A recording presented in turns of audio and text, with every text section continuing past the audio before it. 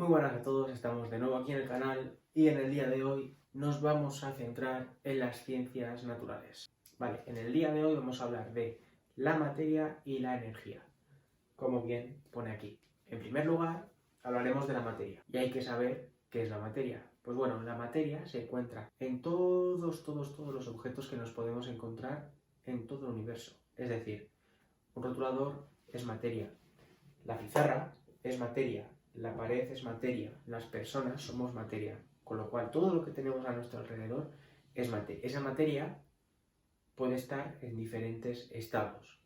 Uno de ellos es líquido, el otro sólido y el otro gaseoso. En este caso vamos a ver, o vamos a coger como ejemplo el agua. El agua, en su estado líquido, es agua. No tiene forma, pero sí que cuando lo metemos en un recipiente, coge su forma.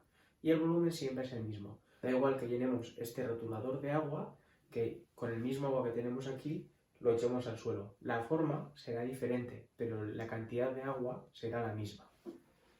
El sólido quiere decir, en este caso, en el ejemplo del agua, el hielo, el cual siempre tiene la misma forma, a no ser que lo rompamos, y siempre tiene el mismo volumen, al igual que el agua. Por último, tenemos el gaseoso, el estado gaseoso. ¿Qué quiere decir eso? Es agua evaporada. En este caso, el agua evaporada no tiene siempre la misma forma ni el mismo volumen. El volumen mide el espacio que ocupa un objeto en un lugar determinado. Por ejemplo, yo, en mi habitación, el espacio que ocupo haciendo este vídeo es mi volumen. La materia, como ya hemos dicho, tiene estos diferentes estados, lo cual no quiere decir que si el agua es líquida, siempre se queda líquida. Ya sabemos que el agua puede evaporarse o puede convertirse en hielo. Con lo cual podemos saber que la materia puede cambiar de estados.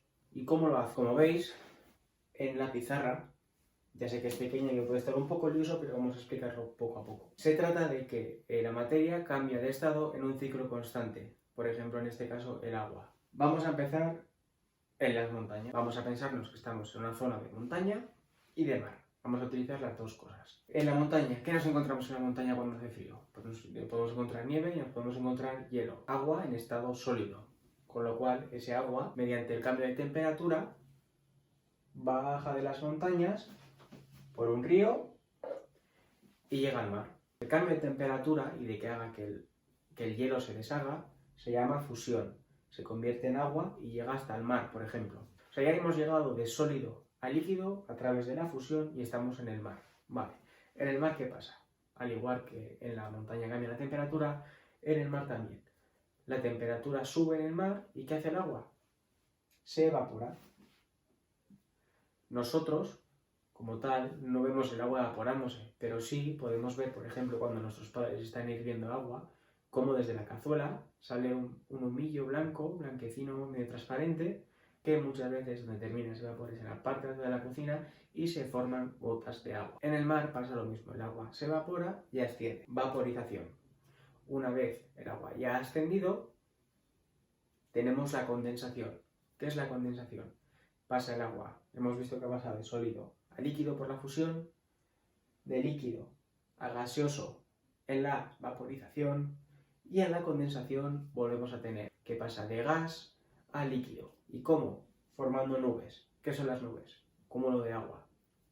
Agua que ha venido desde la montaña, que ha pasado por un río, ha llegado al mar, ese mar se evapora. El agua de ese mar, no todo el agua del mar evidentemente, pero un poquito de agua se ha evaporado. ¿Y qué pasarán las nubes? Cuando se carguen de agua estas nubes, de forma líquida en sólida en las montañas, volverá a caer ese agua en modo de solidificación en la montaña.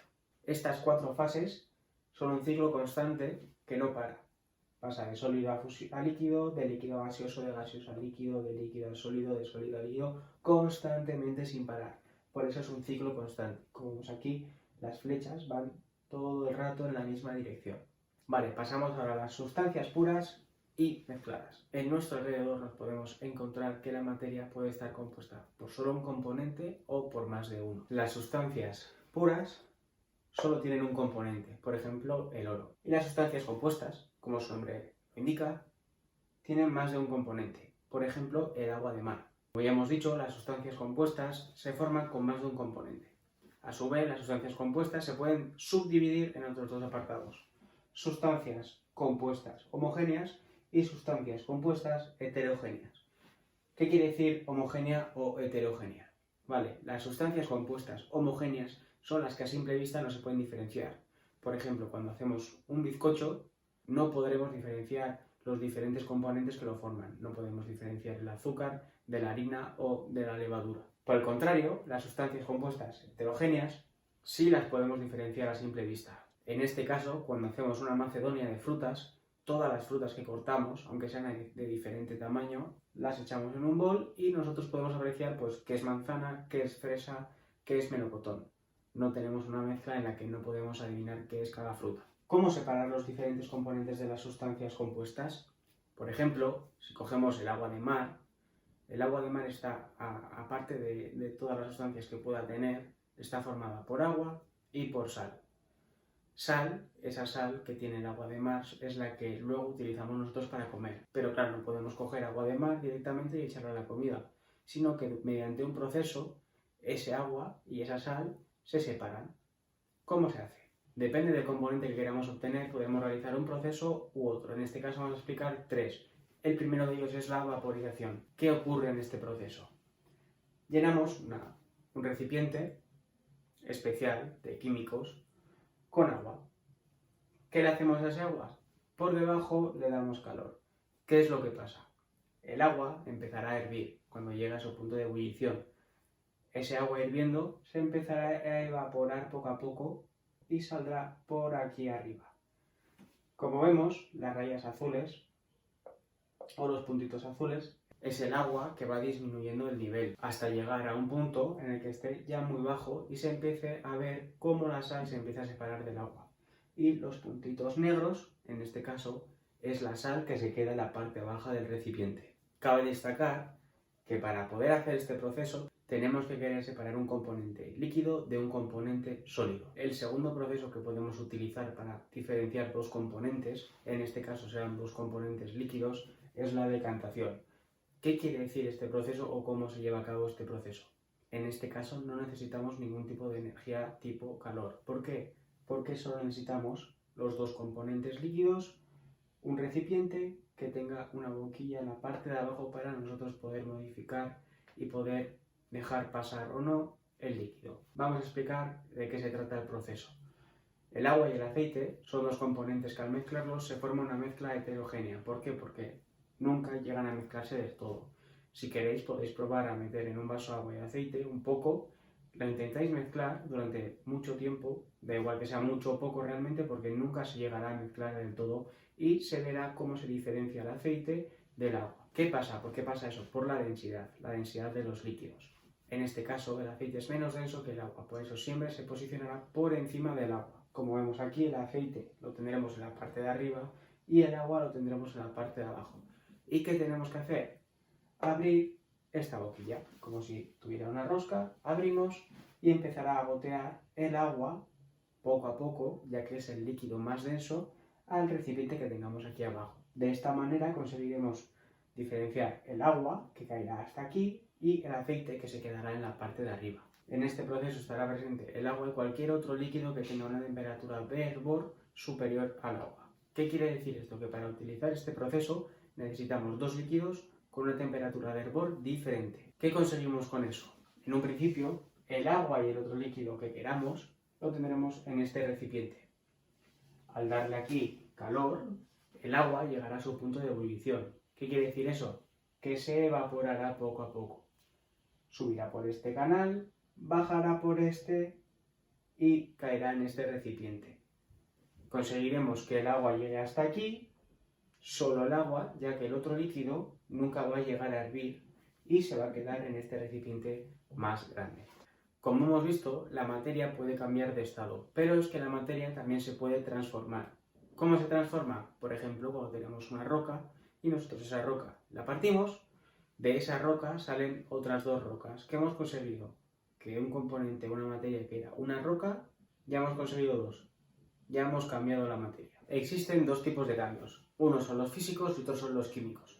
Los físicos, como hemos dicho, la roca. ¿Por qué? Porque una roca cuando la partimos cambia de forma y cambia de aspecto. Por otro lado, tenemos los químicos. Es un cambio de sustancia. ¿Qué quiere decir eso? Si cogemos como ejemplo las cerillas, Si cogemos, por ejemplo, las cerillas, cuando le damos fuego, la sustancia cambia. ¿Y qué crea? Fuego. Esa creación encima es energía y es una reacción química, que es lo que veremos a continuación. La reacción química proviene de un cambio químico. ¿Qué quiere decir esto? Ante un cambio químico obtenemos de un producto otro con un cambio de sustancias. ¿Qué quiere decir? En este caso obtenemos fuego, en el caso de la cerilla. El fuego es energía y el fuego, la energía que da es calor y luz. Las diferentes reacciones químicas que podemos encontrar en la naturaleza son las siguientes. Evidentemente, estas reacciones químicas dependerán del componente y de los materiales que utilicemos en cada uno. En primer lugar, la oxidación, por ejemplo, cuando cogemos una manzana y la dejamos cortada al aire libre, cuando tiene contacto durante un periodo largo de tiempo con el oxígeno, se empieza a poner negra. ¿Qué quiere decir eso? Que ya se está creando otra sustancia. En segundo lugar, tenemos la combustión, que es el ejemplo que hemos utilizado de las cerillas. Tenemos una cerilla, le raspamos en la caja y ¿qué creamos? Fuego. Por último, tenemos la fermentación. Es igual un poco la más complicada. En este caso, por ejemplo, podemos utilizar el pan. Si dejamos el pan en una zona oscura y húmeda, normalmente lo que conseguiremos durante el paso del tiempo será que a ese pan se le haya cambiado de color a un tono verde o blanco. Depende del moho que tenga. ¿Qué quiere decir eso? Que las bacterias poco a poco han ido cambiando la sustancia que en un principio era pan. Vale, como hemos comentado, este tema va de la materia y de la energía. En este caso la energía va a ser luz y calor. ¿Por qué? Vale, ¿de dónde podemos obtener energía de una manera muy eficaz? Del sol. Mediante el sol podemos conseguir luz y calor al mismo tiempo. ¿Qué quiere decir eso? Que la energía solar es la más utilizada en el planeta Tierra. ¿Por qué? Porque nos proporciona, como hemos dicho, luz y calor y además de una manera, entre comillas, gratuita. No tenemos que pagar por la luz solar ni tenemos que pagar por el calor que nos pueda dar el sol. Si salimos a la calle, salimos de manera gratuita y podemos aprovecharnos de la luz y del calor que nos dé el sol.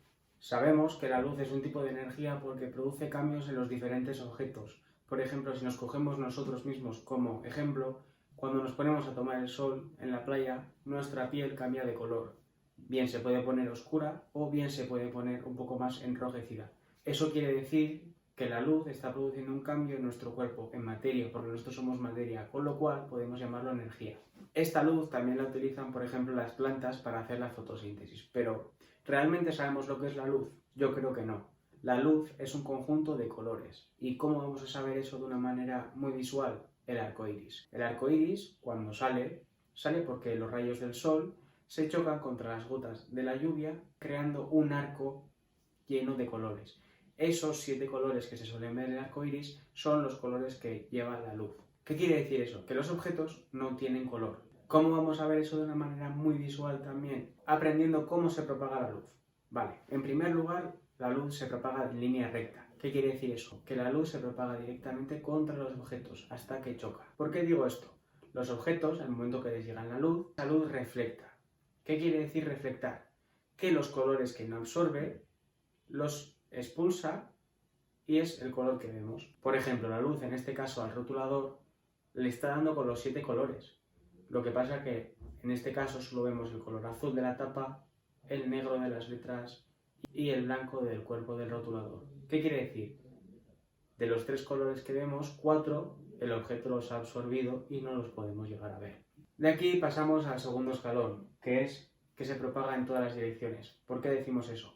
Si acabamos de decir que la luz se propaga en línea recta. Bueno, la luz se propaga en línea recta hasta chocar contra un objeto y en el momento que choca contra ese objeto se propaga en cualquier dirección.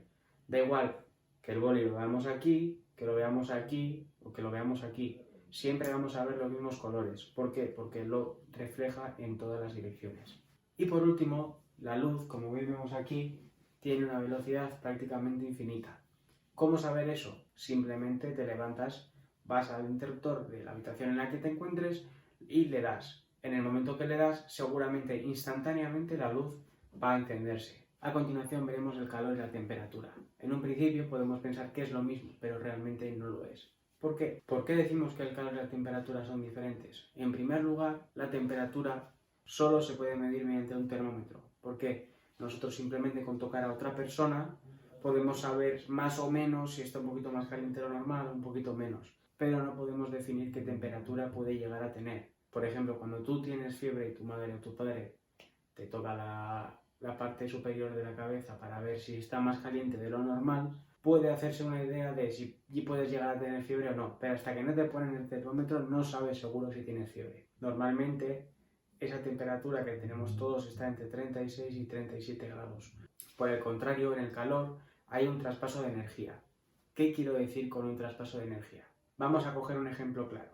Vamos a coger un huevo, lo vamos a calentar hasta los 80 grados y vamos a coger a su vez un bol de agua que vamos a dejarlo a 15 grados. Vamos a coger el huevo y lo vamos a meter en el agua. ¿Qué vamos a conseguir?